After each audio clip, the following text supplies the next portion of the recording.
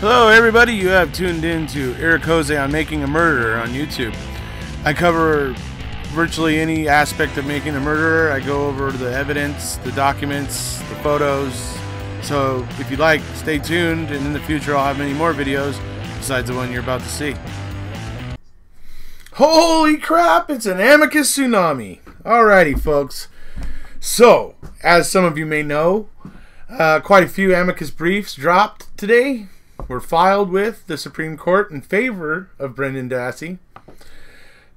You know, some of these I'm just very eager to get to, but after my last video, there was a lot of people asking about the special circumstances and Brendan's limitations and why weren't those things addressed. So I went ahead and did this one first. This is from the psychologists and psychiatric associations and that sort of thing. And so that's the type of thing they're going to talk about, obviously, is Brendan in particular, and also juveniles in general, when it comes to coerced confessions or involuntary confessions and things of that sort. So this is pretty interesting, folks, but I'll tell you what, the next one I'm getting to is the prosecutors and former prosecutors. I'm really hoping I'm going to see Robert Milan's name in there somewhere, but anyway, that's the next one I'm going to get to, because that one I think is really going to carry a lot of weight. You're talking about prosecutors, people that their job is to put criminals away, and they are looking at the Brendan Dassey situation and saying, no, that doesn't look right. And those are the kind of prosecutors that we need in this country right now. The ones that have enough sense to look at a wrongful conviction and go, yeah, there may be something wrong here. I mean, at least that. I mean, so many prosecutors. Don't get me started.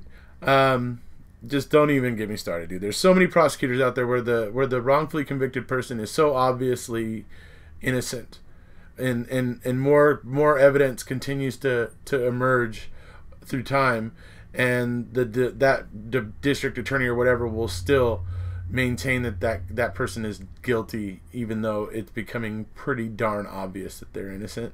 I mean, it's a horrible thing. So to see the amicus brief coming from prosecutors and former prosecutors, I think is absolutely phenomenal. So, but first, we'll get to the psychological and psychiatrical associations here and what they have to say about youth and in particular Brendan with his low IQ, and how that makes him more susceptible to confess falsely and to give an involuntary confession. So here we go. We'll move into the first bit. This was basically going to tell us who they are, why they're interested, and why they are even writing the brief. So here we go. Judges and jurors harbor the stubborn belief that innocent people do not confess. People often find it difficult to fathom that an innocent person would falsely confess to a crime absent physical force. Indeed, a false confession can contain suggestions of veracity, including non-public details about the crime. But such details can become known to the individual before or during the interrogation through second-hand exposure to the facts about the crime and other techniques. The fact is that there are individuals who confess to crimes that they did not commit. Among the first 347 exonerations in the United States that were based on DNA evidence, false confessions contributed to 28% of those wrongful convictions. Among the 1,927 cases in the National Registry of Exonerations, 13% of those wrongfully convicted had falsely confessed. And the overwhelming majority of false confessions occur in murder cases. False confessions are highly likely to be involuntary, as this court has acknowledged. Indeed, the primary reason that innocent defendants confess is that they were coerced into doing so. Decades of psychological research demonstrate that certain techniques, known as maximization, example, exaggerating or fabricating the strength of the evidence against the accused, and minimization, downplaying the seriousness of an offense through reassurance and excuses, are psychologically coercive. These techniques, both of which were used in the interrogation of petitioner Brendan Dassey, increased the rate of confessions that turn out to be false. The risk of involuntary false confessions is the particular concern in cases involving juveniles. Studies based on real-world and experimental data, demonstrate conclusively that juveniles, because they lack mature judgment and are especially vulnerable to pressure, are far more likely than adults to make false confessions. Research demonstrates that the same tendency in individuals with intellectual deficits, for similar but distinct reasons. In particular, individuals with low intelligence have high suggestibility, as well as difficulty comprehending legal rights and consequences, both of which can render them especially vulnerable to making false confessions under pressure of coercive questioning. Research confirms that in any discussion of dispositional risk factors for false confession, the two most commonly cited concerns are suspect's age and mental impairment. I mean, that's why the Supreme Court has made rulings before talking about those two things and talking about special care and what needs to happen with juveniles. I mean, it's so obvious it didn't happen here. And that the fact that it's having to go all the way to the Supreme Court, to me, is just amazing. Okay, so now we're going to move into their kind of exploration of the whole tactic, the maximization tactic. That's the tactic where they basically like overstate what evidence they have, or how anything that they feel like they have against the accused or the suspect. They overstate it. They basically act like they have more than they do. That's what maximization is. So they're going to talk about that right now, and how that can lead to false confessions. So here it is. The use of false evidence is a particularly potent form of maximization, directly linked to the risk of false confessions. In a seminal psychological study about false confessions, students participated in a computer typing exercise where each participant was instructed not to strike a particular keyboard key. Later, when the participant's computer shut down, as it was programmed to do automatically, basically, the participant was accused of having caused the crash by striking the forbidden key. The participant was then confronted with false evidence of his guilt. An actor working for the experimenter claimed to have seen the participant strike the prohibited key. The use of the false evidence nearly doubled the number of students who signed a written confession, from 48 to 94%. Other computer crash situations found high false confession rates caused by the introduction of false evidence, even where the confession was said to bear a financial consequence. They still falsely confessed, even knowing it would cost them money.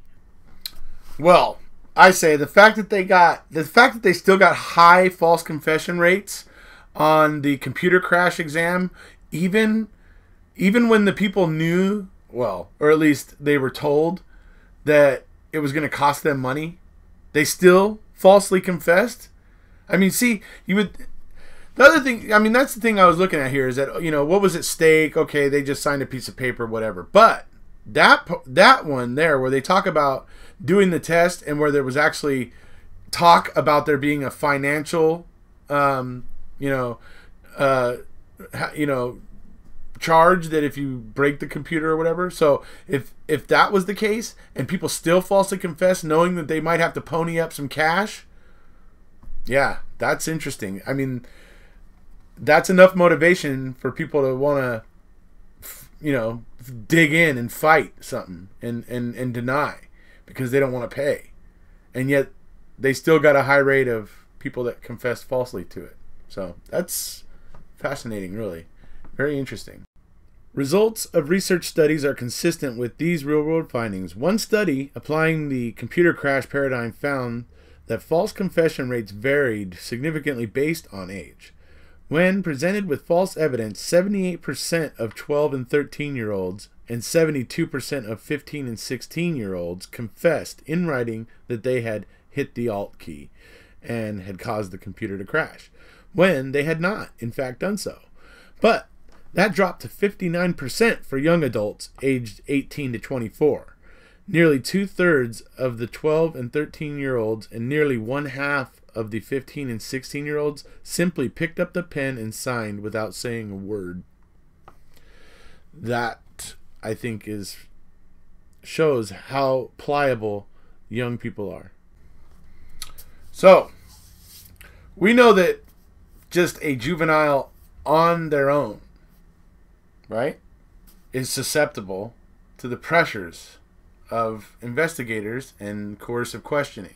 We know that. We know that just being that age makes you susceptible, right? Then you throw in what we're going to go into now. This is where they start to go into now things like IQ, low IQ, suggestibility, mental limitations and things like that.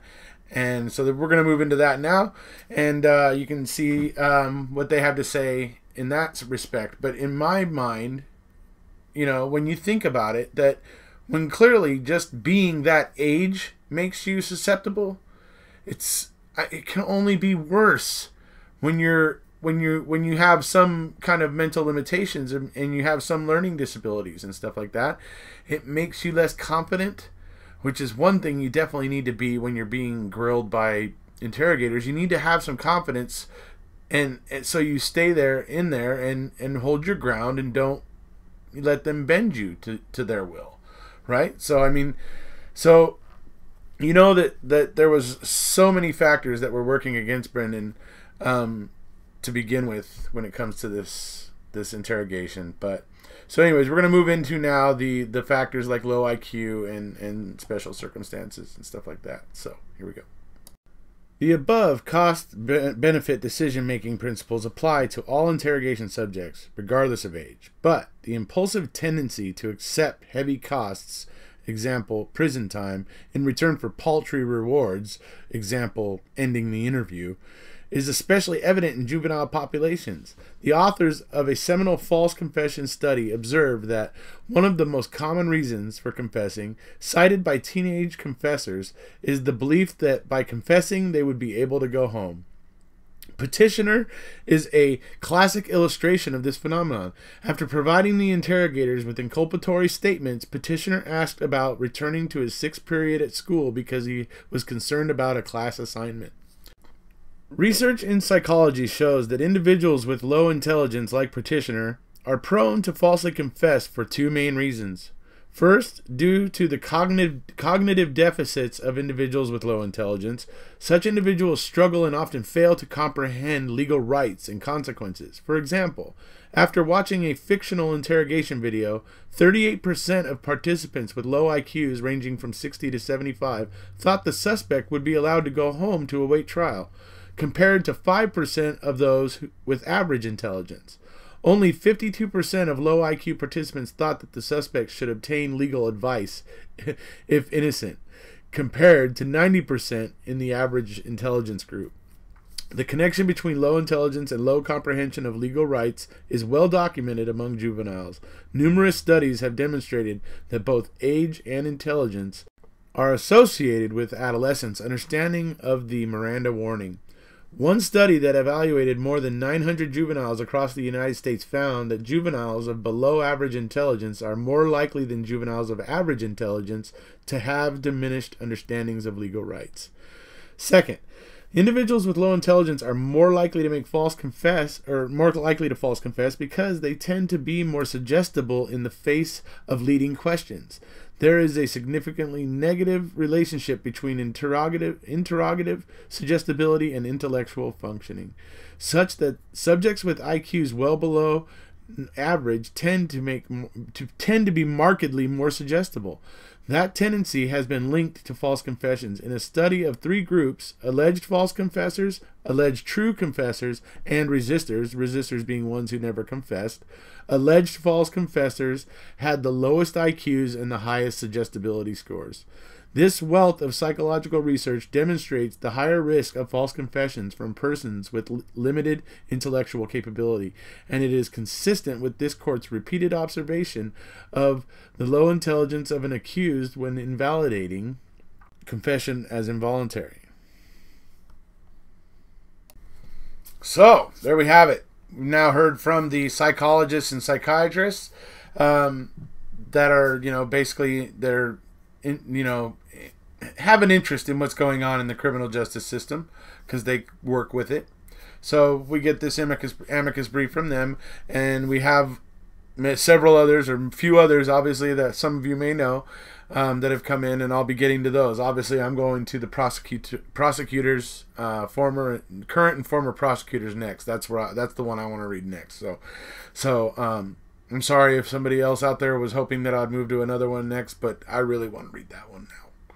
So anyway, that's about it for this one, guys. I hope you liked it. If you haven't already, please hit subscribe, and we'll see ya.